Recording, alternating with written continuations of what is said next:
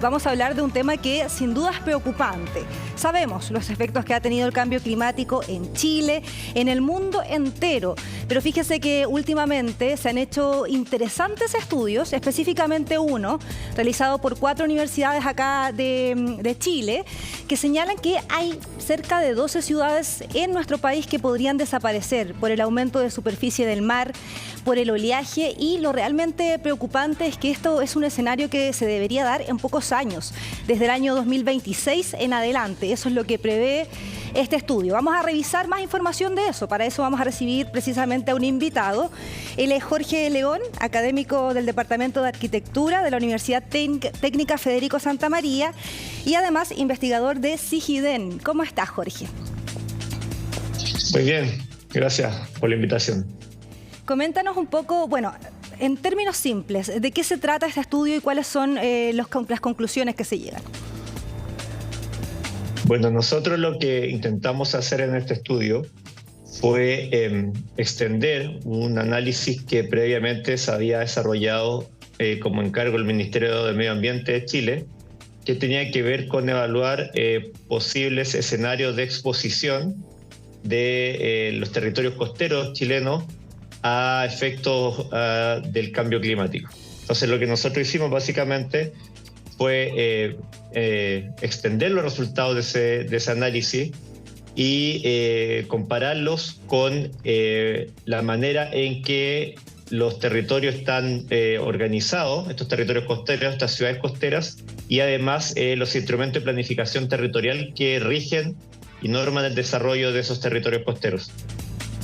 Hablemos un poco de cuáles son las ciudades de las que estamos hablando. Hay algunas que tienen más población, por ejemplo, caletas de pescadores o empresas, incluso algunas que tienen hospitales en la zona costera. Cuéntame un poco cuáles son las ciudades y cuáles son las determinaciones que se entregan en este estudio en relación a esas ciudades específicamente. Nosotros partimos con un grupo bastante grande de 106 comunas en toda la costa de Chile. 102 comunas costeras y un par más que están determinadas por la influencia fluvial. Y de ese análisis preliminar llegamos a un grupo sintético de 12 ciudades que analizamos en mayor profundidad. Dentro de esas 12 ciudades incluimos algunas por criterios, por ejemplo, bien particulares, como las comunas insulares, es decir, Rapa Nui y Juan Fernández. Otras porque eran representativas de situaciones particulares como Viña del Mar o por ejemplo, Antofagasta o Pichilemu, pero nos quedamos con 5 ciudades que presentaban las mayores dificultades en términos de la exposición que tienen a estos escenarios de cambio climático.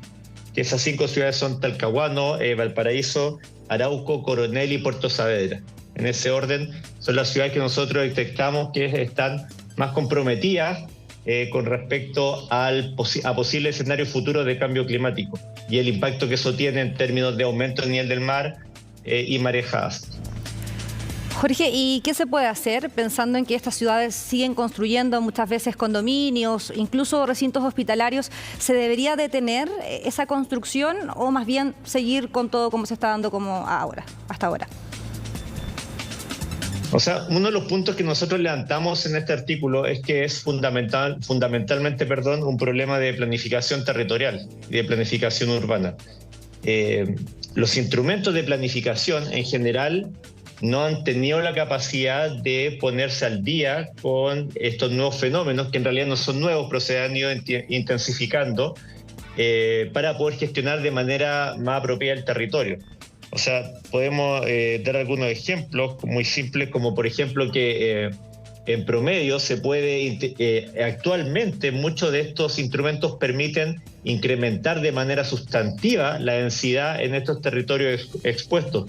Por ejemplo, si consideramos solo la cota 10, es decir, todo lo que está comprendido entre la superficie del mar y los 10 metros de altura sobre ese nivel medio del mar, que no es mucho, o sea, eso se llama la zona costera, en la literatura internacional. Pues en promedio, estos planes reguladores comunales que nosotros indagamos te permiten incrementar 9 veces la densidad actual. O sea, podrías tener 9 veces más personas viviendo ahí en esos lugares. Entonces eso es ya una primera situación compleja. Además nos dimos cuenta que hay mucho equipamiento crítico se le llama a toda aquella infraestructura que es vital para el funcionamiento de las ciudades, como hospitales, colegios, centros de gobierno, ubicados en estos territorios.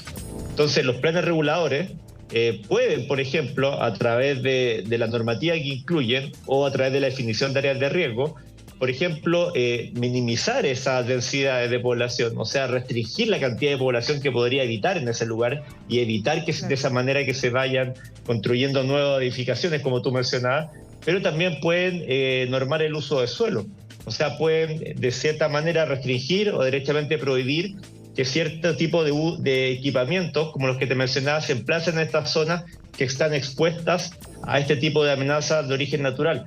Porque cuando este tipo de infraestructura es afectada, la recuperación es mucho más compleja, como lo que vimos, por ejemplo, con lo que pasó en Juan Fernández después del año 2010 con el tsunami.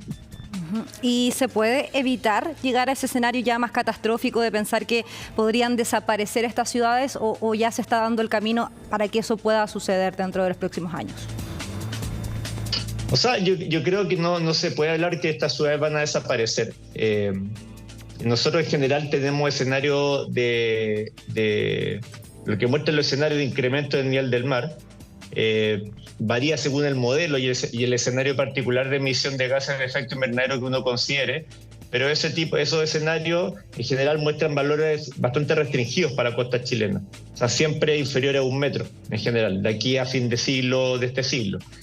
No obstante eso, ese incremento del nivel del mar va acompañado como por ejemplo con el incremento de otro tipo de fenómenos como las marejadas, que ya lo hemos estado viendo, ustedes mismos lo muestran en sus pronósticos habitualmente, cuya frecuencia se ha ido intensificando cada año y que va acompañado periódicamente con años donde hay fenómenos de magnitud significativa, como lo que pasó el año 2015, que algunos meteorólogos lo llaman que fue un tsunami meteorológico, donde las marejadas en zonas costeras, aquí mismo en Valparaíso, donde estamos nosotros, destruyeron mucha infraestructura costera, inutilizaron las vías del tren costero, del Merval, que corre aquí por el borde costero. Entonces, son fenómenos que lamentablemente, probablemente va a ser muy difícil de evitar desde el punto de vista de que ocurran, porque cualquier medida que tomemos ahora en restricción, o que se está tomando ahora de restricción de gases, de emisión de gases de efecto invernadero, probablemente va a tomar décadas en tomar efecto. Es decir, ahora estamos padeciendo los efectos de lo que se hizo durante la totalidad del siglo XX, pero sí podemos ser más proactivos en cuanto a los abusos o la forma en que vamos a usar este territorio costero, y creo que en eso deberíamos enfocarnos. Y Jorge, ¿cuál es el plan de acción pensando en que, por ejemplo, en el futuro pudiese haber aumento del nivel del mar y ciudades o caletas, por ejemplo, que se pudiesen ver afectadas? ¿Qué es lo que hay que hacer cuando eso ya es una realidad? O sea, lo que muestra la experiencia internacional es que históricamente esto se ha abordado con medidas de tipo, a falta un mejor nombre, llamarlas de tipo ingenieril, es decir, desarrollar grandes obras civiles como muros de contención, enrocados, que de cierta manera lo que hacen es distanciar esta área expuesta de la fuente de la amenaza que es el mar.